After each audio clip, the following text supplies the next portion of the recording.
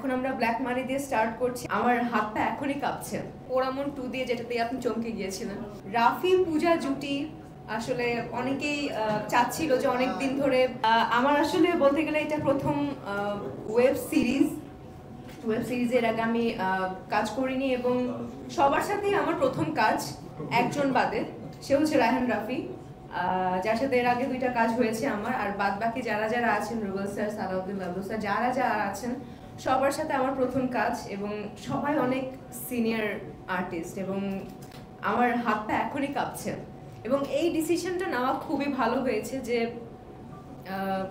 কালকে শুটিংয়ে যাচ্ছি, আজকে প্রেস কনফারেন্স, আজকে সবাই সবার দোয়া নিয়ে কালকে শুটিংয়ে যেতে পারছি।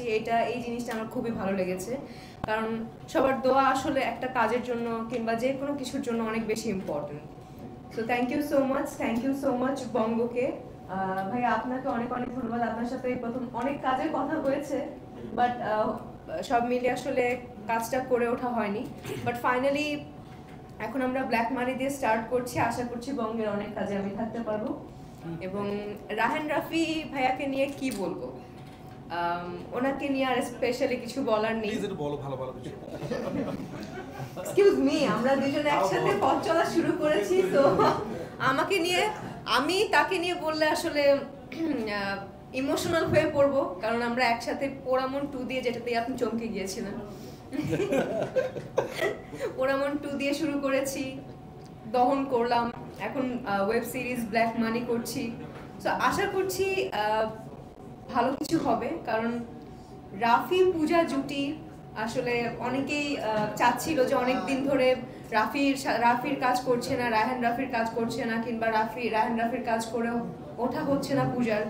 সো অনেক দিন পর, অনেক বছর পর কাজ করছি, আমার হাত পা কাঁপছে, কারণ সেই পোড়ামন 2 কত বছর আগে করেছি, নতুন ছিলাম, যেটা বুঝিয়েছে সেটা করেছি।